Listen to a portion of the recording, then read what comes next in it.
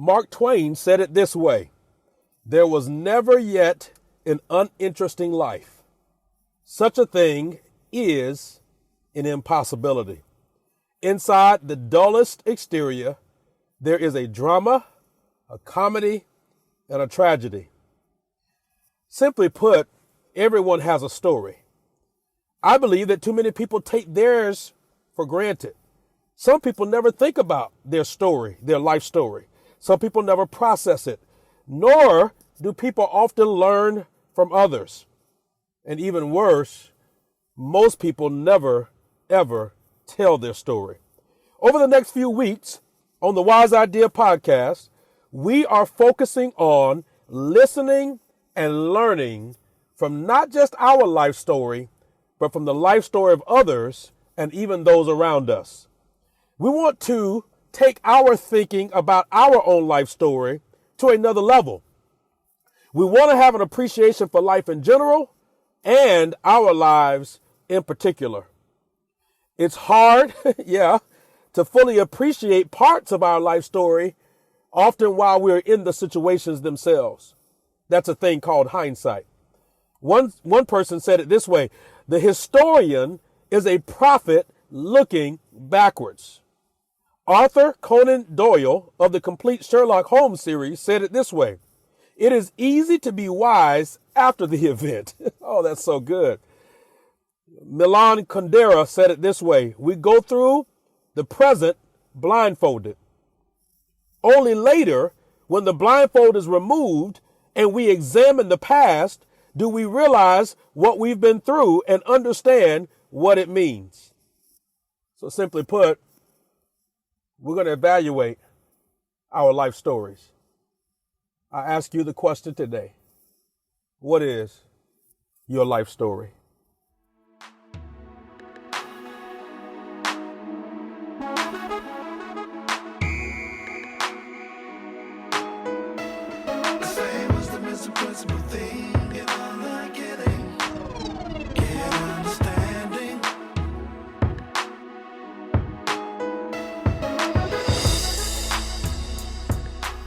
Welcome to the Wise Idea weekly podcast with Christopher J. Harris, focusing on life, leadership, family, marriage, and the church. We are providing tools for our inspiration and wisdom for life. Our goal is to inspire everyday people to live wise lives. If you're new to us, we release a brand new podcast weekly on Thursdays. Thank you for tuning in for this week's episode. Here's our host, Christopher J. Harris.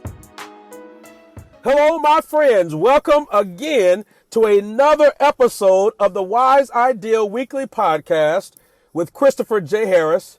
I am your host, Christopher J. Harris, and I'm so excited, man. Every single week, I get an opportunity to have incredible dialogue, incredible conversation with so many of you and our guests that come on the podcast. It's an opportunity for us to think through things that most people kind of skip over. And guess what? In fact, we are having a multitude of wise ideas. And I'm just honored. I'm honored that you would tune in every single week. And I simply want to begin today's episode by saying thank you. Well, we are starting a brand new series of episodes. We just concluded our series about family life. And it was so much fun and so inviting and so invigorating and so insightful. So many wise ideas and so many wisdom ideas and wisdom nuggets and just so much practical information on the podcast. It was just incredible. I would invite all of you to go back and listen to all of those episodes. It was a great time together. And so as we begin this brand new series, as I said in the introduction, we are talking about life stories. And I don't mean the kind like, where did you grow up and where did you go to school and what was your first job? No, I mean your story, like your real story, the narrative that has been constructed from the events in your life. And do you know that this, I believe, is one of the most singular, important questions that you can ask yourself? What is my life story? In psychology, it's called narrative psychology. It is suggested that the stories that we tell about ourselves are the key to our well-being. And if you actually stop and process that, it makes a lot of sense. If you've interpreted the events of your life to mean that you're lucky or unlucky or unwise, and some people don't believe in luck. I'm in that camp, but whatever your pleasure. If you feel like you're a unlucky person, it's hard to look optimistically at the future. On the flip side, if you acknowledge that you've made some mistakes or faced some difficulties, but you seek, or you've already got a glimpse of the redemptive or the good that can come out of that story, you'll feel a much greater sense of agency and value in your life.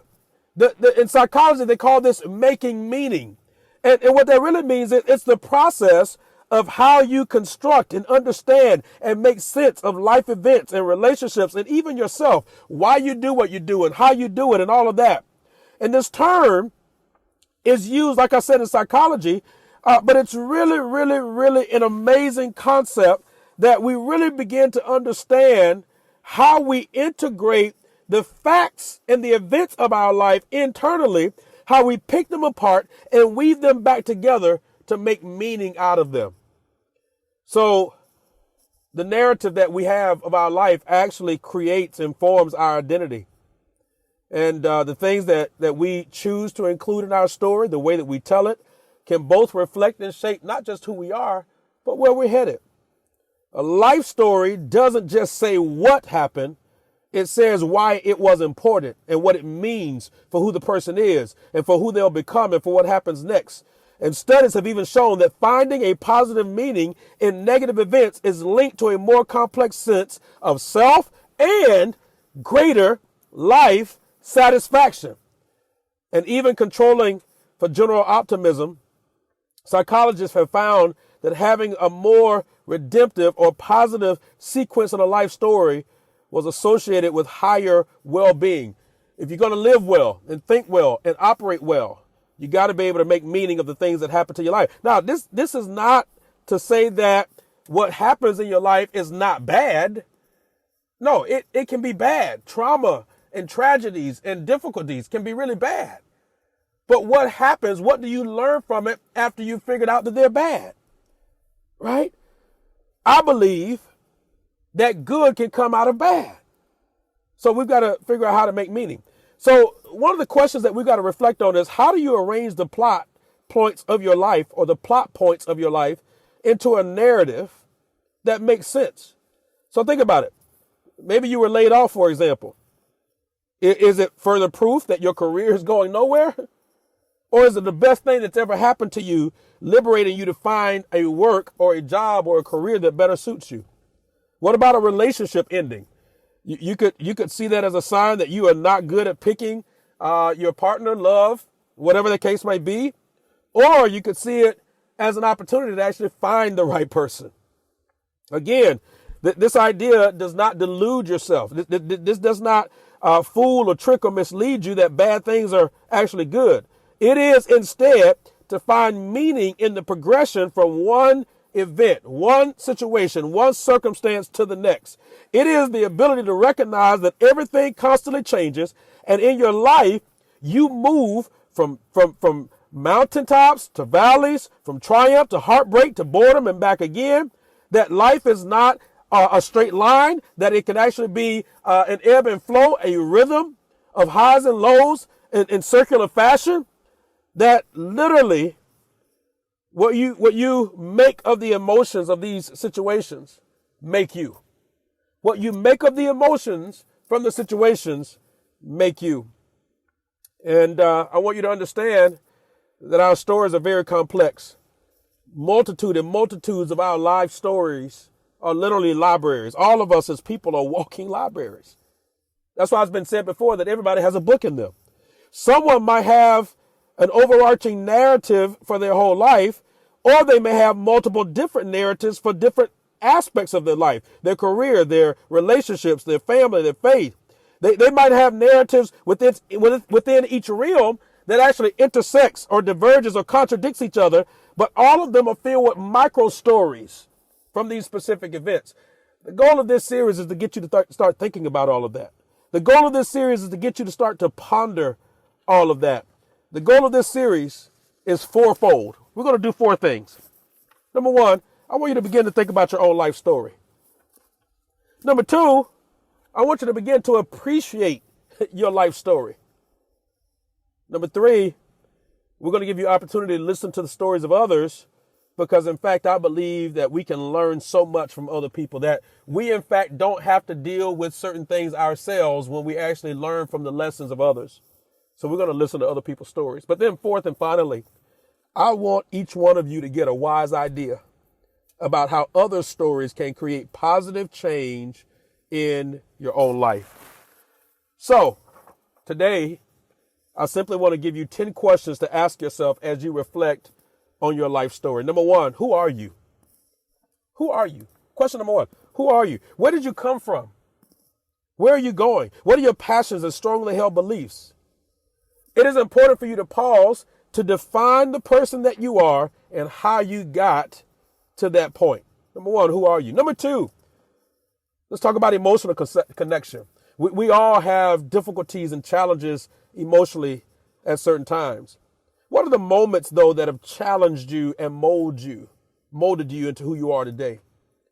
Now, this is difficult because in some cases you may have to open some wounds and share them so that others can connect with you in a transparent, emotionally healthy way.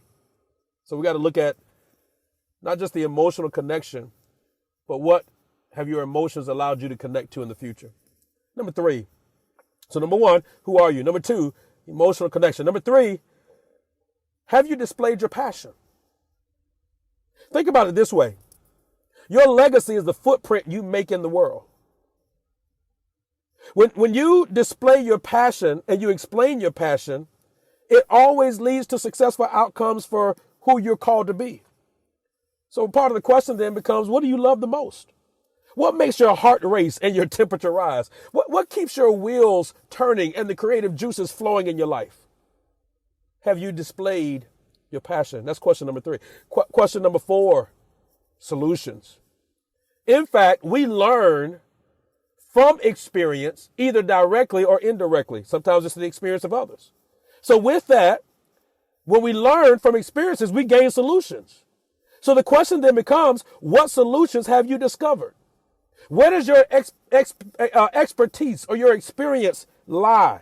In what areas are you the man? In what areas do other people look at you as the quote unquote expert? And I use that term expert loosely because I think it's a term that we throw around too loosely. But solutions. Number 1, who are you? Number 2, emotional connection and connectivity. Number 3, have you displayed your passion? Number 4, what are the solutions? Here's number 5, philosophy. What is your message to the world? What are the philosophies that you hope to convey to others that they will gain wisdom from your life? What is the central message that you most wish to convey and that you run continuously throughout your story? If you were given an opportunity of primetime TV, 30 minutes, where everyone in the country were listening to you, basically your State of the Union address, what would you talk about? What is your philosophy? Question number 1, who are you? Question number 2, emotional connectivity. Question number 3, have you displayed your passion? Question number 4, what are the solutions? Question number 5, what is the philosophy, your philosophy? Question number 6 is this whole idea about being simple and direct. Have you been able to find out how to keep your story on point? Have you figured out a way to keep it simple and keep it very direct? Are you always honest and sincere about your story and who you are? You don't have to make things up. You don't have to embellish. You don't have to lie. You don't have to connect dots that are not there. Are you simple and direct and authentic to your story? Which leads into number 7. Have you figured out how to spread the glory? Have you figured out how to spread the glory? Here it is. No successful life is accomplished alone. We have to learn how to give credit and explanation to those in our lives who have helped us to get on the journey. No one, you, me, no one has gotten to where we are alone. Someone has helped us get here. At some point in our lives, someone has taken a risk, a chance on us. Have we told about those who have influenced us and lifted us up to the heights that we've reached? Have you spread the glory?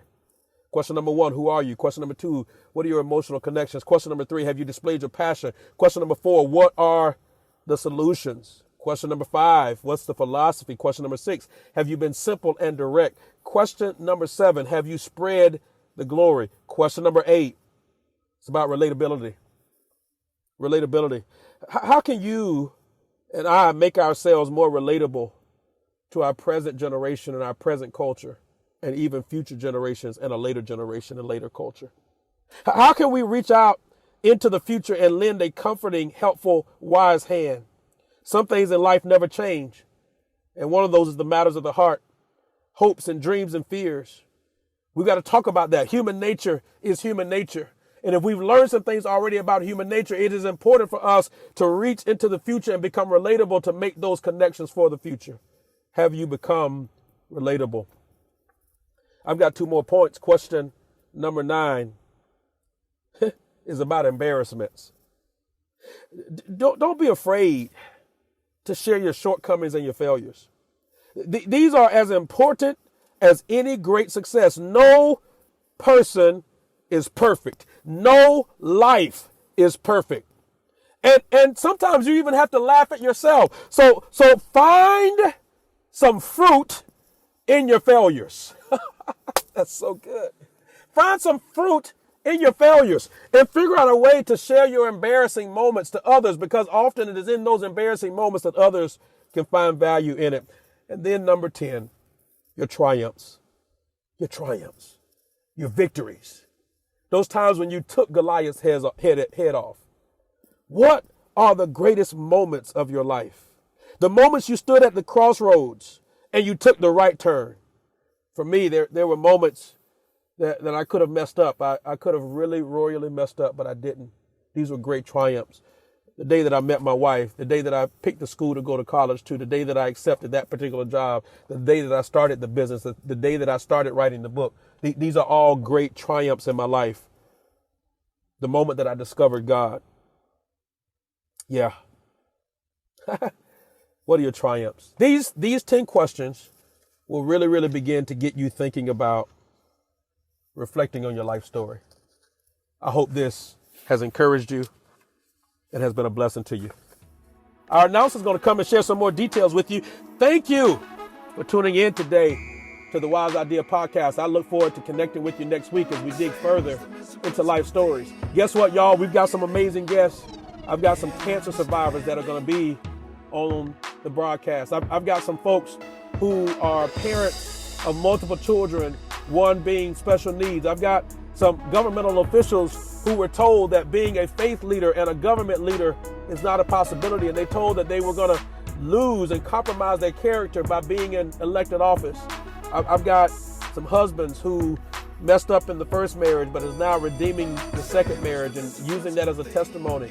I've got folks who have messed up their careers royally and have now been able to live and survive past it. I've got all kinds of stories that we're going to be sharing. So I look forward to having you tune in. Our announcer is going to come to tell you how to connect with us even further. Thank you for tuning in today to this episode of the Wise Idea Podcast. I look forward to connecting with you next week. You know how I end every broadcast. Live wisely. Thanks again for joining us on another episode of the Wise Idea Podcast with Christopher J. Harris. We hope you enjoyed our time together. If you did and would like additional resources and information, you can find the previous episodes, show notes, featured guest information, and more at www.thewise-ideapodcast.com. We also invite you to join the conversation on social media. The Wise Idea Podcast is on Twitter and Facebook. Find us at The Wise Idea and at our Facebook group, The Wise Idea Podcast. On Instagram, find us at The Wise Idea Podcast. Our host is also on social media. You can find him regularly on Twitter, Facebook, Instagram, LinkedIn, and Pinterest, all located at CJ Harris 1. Finally, if you enjoyed what you've heard, head over to iTunes and or Google Play and leave a rating and review for other listeners to find us. Our podcast is also on Stitcher, TuneIn, Spotify, and iHeartRadio. Thanks again for joining us. We will see you the next time. Live wisely.